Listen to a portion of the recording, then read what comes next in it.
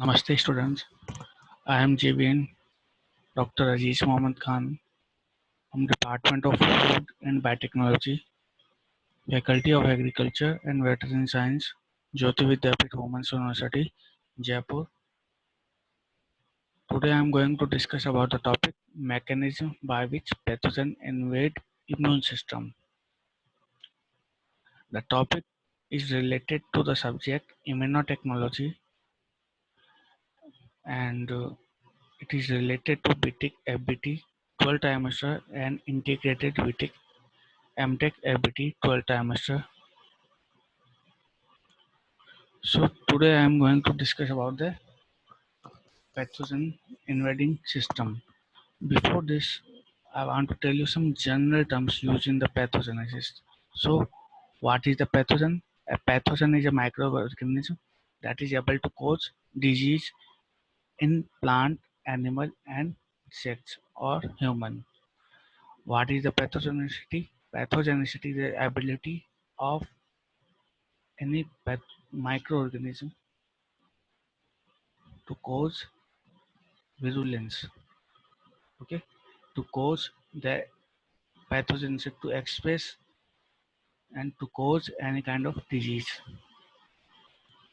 And pathogenicity is a multifactorial process which depends on immune status of the host, the nature of the species or strain, and the number of organisms in initial exposure. It means it is completely dependent on the immune system. That is, if a particular hosts have a low immunity, then pathogen the microbes cause more pathogenicity. Similarly, if the strain of the microorganism also mm, is strain of the microorganism can cause pathogenicity according to their different strains. Now, virulence. What is the virulence? Virulence is a term which refers to the degree of pathogenicity. Okay, it is a degree of pathogenicity of microbe. So the determinants of virulence of a pathogen are any of the genetic or biochemical structure features that enables it to produce disease in a host. What are opportunistic pathogens? Some pathogens which thrive on the host, okay, and those take the advantage of the certain situations, and these which thrive on the other host, they usually do not cause any kind of disease. But when the immune system is weak of the host, these opportunistic pathogens can cause disease. Okay, but they usually don't cause any kind of disease, such as the human microflora. Next is the parasite. Pa- Parasite is an organism that grows, feeds, and is sheltered on a different organism. Okay. Next is obligate intracellular parasite. They cannot reproduce outside their host cells. They have to they have to reside on a particular host.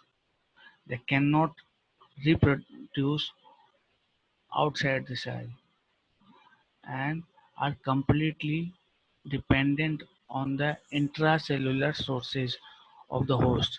Examples are viruses, bacteria, chlamydia, and rickettsia.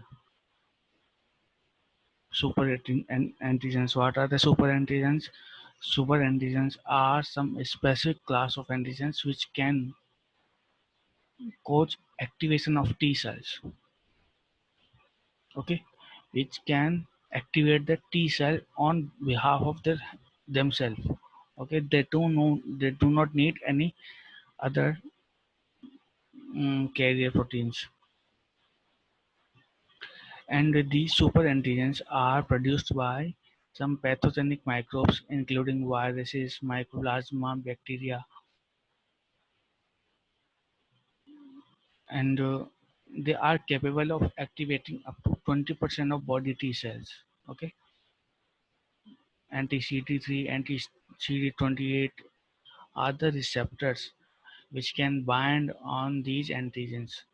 Okay, so they have capability to activate the T cells. It means these super antigens are very pathogenic in nature. Okay, so these are the qualities of the super antigens. What is the invasiveness? Invasiveness, invasiveness is the ability of microorganisms to invade tissues. Okay, so for the invasiveness, they go through a multi process, and after that they invade the host tissues and can cause disease. They can produce some extracellular substances which can facilitate the invasion. Now, exotoxin. What are the exotoxin? Exotoxins are released from bacterial cells and may act as a tissue sites removed from the site of bacterial growth. What are endotoxin?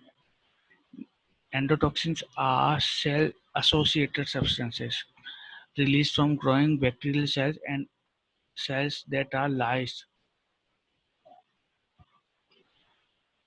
Okay, so these are the toxins which are produced from not only the bacterial cells but also but also the cells which are infected.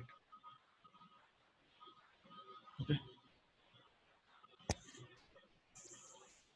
now we go to our topic, that is the mechanism of bacterial pathogenesis. First, we are going to discuss about the bacterial pathogenesis. So, what does bacteria do? The first thing bacteria do is that adherence. They adhere on the surface of the tissue. Okay.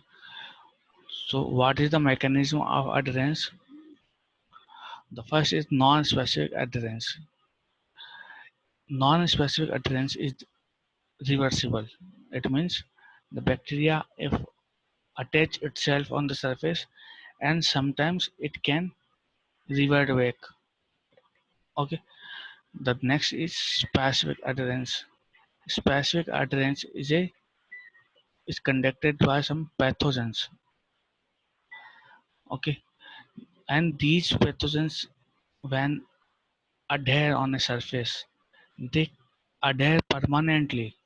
Okay, they do not revert back from the surface, and this process is known as the anchoring. For the adherence, bacteria form some interaction with the human tissues. So, what are the tissues? What are the interaction which are made with the human tissues? The first is hydrophobic. The bacteria can make hydrophobic interaction, electrostatic attraction, atomic molecular attractions, Brownian movement, and recruitment and trapping by biofilm. They can produce some biofilm. What is the biofilm? Biofilm is the layer of the microorganism. Okay. Biofilm is the layer of the microorganism by which these microorganisms can settle on the surface, and after settling, these microbes can cause adhesion suddenly.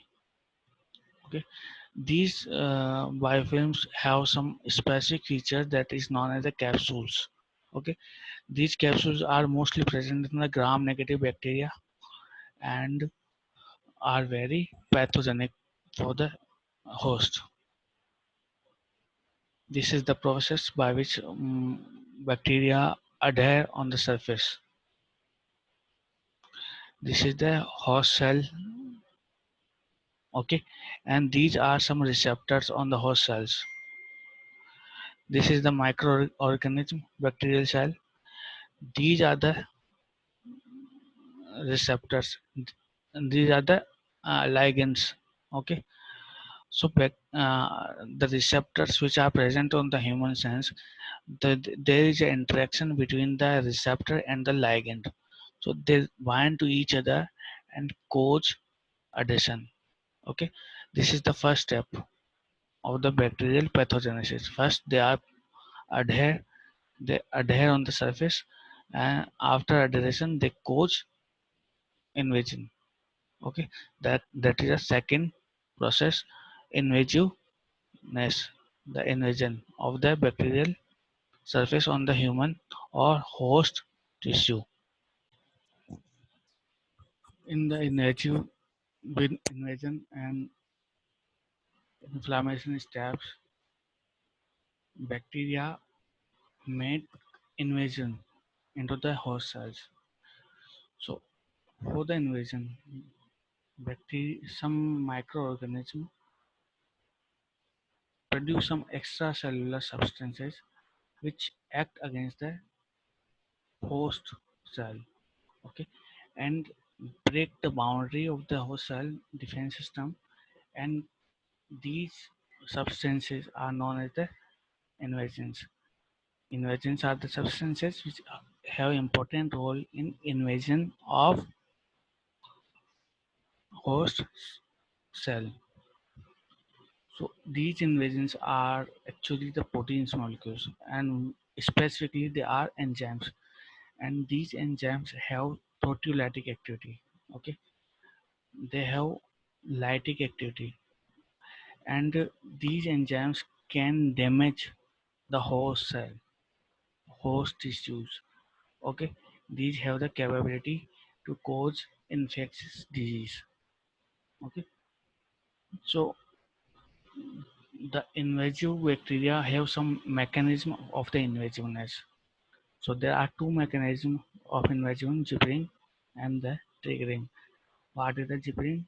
Zippering is just like a receptor and ligand binding. Okay. In the zippering method, there are some mm, ligands on the bacterial surface and some receptor on the host surface.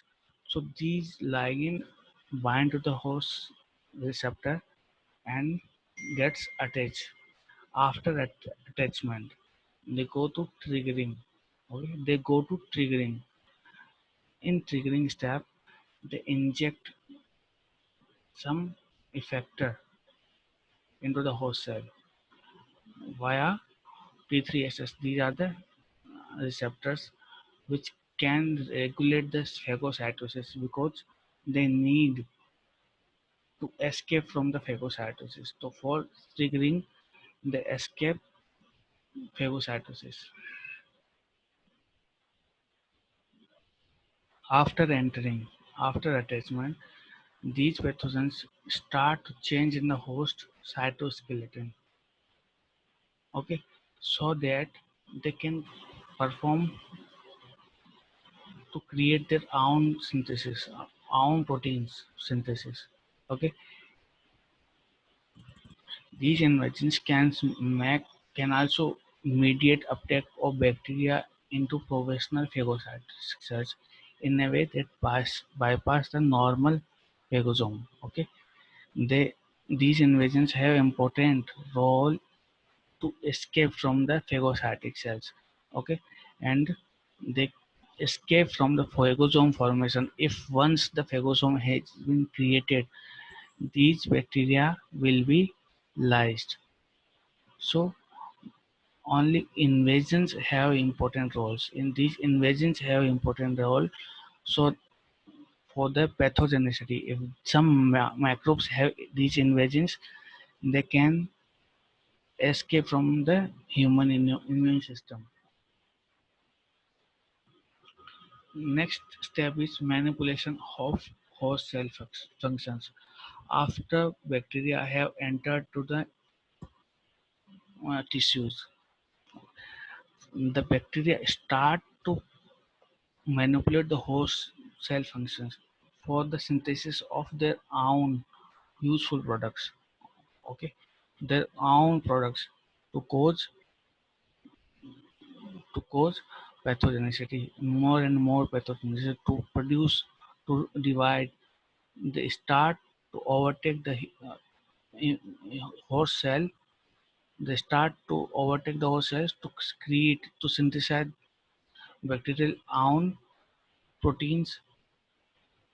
Okay, for examples, leukotoxins, which are produced from the extracellular pathogen induce cytokine secretion. Similarly, Listeria produce a protein that mobilize actin to propel bacteria through the cell and into the neighboring cell.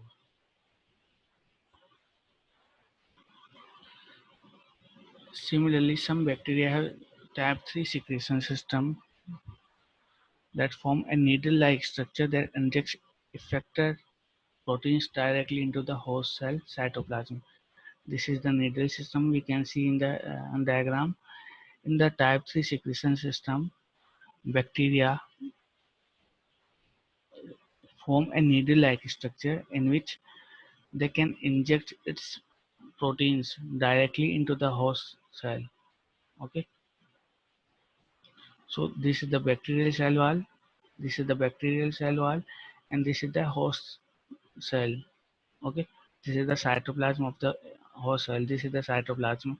Okay, if first the bacteria create a needle and secrete some proteins which are required for the bacterial synthesis. So using this way, these proteins are transferred to the host cell cytoplasm, and after entering into the host cell cytoplasm, bacteria start to use these proteins for their own synthesis. Next step is obtaining nutrients.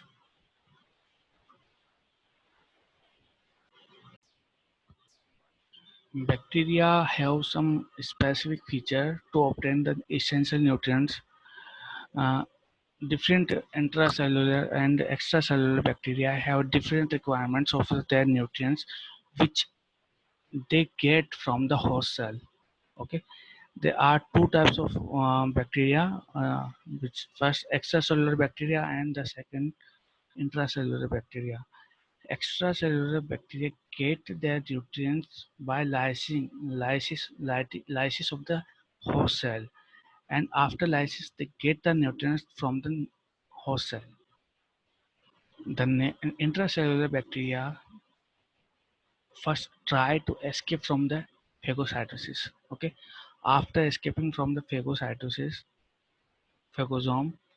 Okay, when they enter into the host cell, the a specific structure known as the phagosome is created. When this phagosome is created, they cannot survive. Okay, so they escape trying from this phagosome formation, and when they have escaped from this phagosome creation formation, they can use the host cytoplasm. Okay, they use the host cytoplasm for their nutrients, or they can also modify the vacuoles of the cell.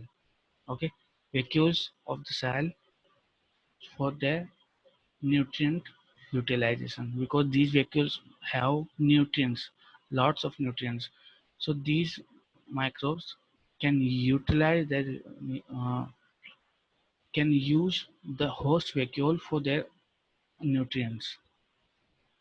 The next step is the evasion of host immune response. After entering, after nutrient utilizing, the bacteria main aim is to evasion of response. It means they need to be escaped from the immune system. This function is created in two ways. The first is serum resistance, and the second is invading antibodies. First, they try to escape from the se- uh, first these bacteria start to escape from the serum antibodies. Okay, then after that they escape from the phagocytosis formation. When they have entered into the cell, a specific structure known as the phagosome is created. So these bacteria have some strategies to prevent C3b mediated opsonization. C3b means this is the complement system dependent opsonization process, which is dependent on the antibody mediated cell mediated cytotoxicity. So for this, they start the masking of hyaluronic acid and salicylic acid. Okay, they mask these two on salicylic acid and hyaluronic acid on themselves, and due to these functioning, the host antibodies cannot identify the microorganism. The next is they can escape from the formation of phagosome with lysosome. Okay, if they have escaped from formation of phagolysosome complex, they can be escaped from the dying. Okay, they can be escaped from the lysis because the lysosome have lysozymes which can kill the bacteria. Okay, so they must have specific features to escape from the formation of phagolysosome complex. Next is evading antibodies. They can evade the antibodies. Okay, how they do that? They have these bacteria have some specific proteases which are Ig proteases. Okay, they can evade Ig antibodies, immunoglobulins. Okay, next is antigenic switching. What is the antigenic switching? Antigenic switching is the changing in the genetic organization of microorganism. If the microbes start to change their um, epitopes, change in their epitopes, then the host antibodies cannot identify them. Okay. The next thing is that masking. These microbes can make some mask, can cover themselves with sialic acid, hyaluronic acid, and some other fibronectin so that the host immune system cannot identify them. The next is virulence factor expression. Bacteria start to secrete some virulent factor. Okay, and this is the last step in which bacteria start to harming the host cell. Okay, the host immune system, the host body, and they cause to uh, causing the disease in the host. So this is the major step in which bacteria have some virulence factor. They start to express some virulence factors. Okay, and how they start to release these expression these virulence factor. They start to release these virulence factor by gene regulation. Okay, they express their gene, they produce some proteins which are virulent. Okay, so the start of these virulence is conducted in the response of the environmental signals provided by the host cell. And why the bacteria start to come into the virulence mode? The reason is that these bacteria want to adopt in the host. These bacteria want to adapt in the host environment. Okay, they want to survive in the host cell for a long time. So for this, they start to decompose the host environment. They start to secrete some virulent factor, okay, which can harm the host. And virulence gene express when the bacteria sense some environmental factors, okay, such as pH, ion concentration. When they know that the bacteria have some important environmental factor which are beneficial for them or which are not beneficial for them. Okay, if they are not beneficial for them, they start to release some virulent factor. Okay, these virulent factor are not beneficial for the host, so they start to causing disease. And when these virulent factor stop, when the host cell are suitable for the microorganism. So it depends on the environment in which the bacteria want to live. If the environment of the host start to finish the the bacteria come into the virulent mode and can cause disease. So, so the environment have important role in causing the virulence factor and in causing the pathogenicity of the bacteria. And after that, if these microorganisms cause secrete some virulent factors, then these virulent factor can be result in the formation of a disease. So our topic is over here. We will meet in another video tutorial. Thank you very much.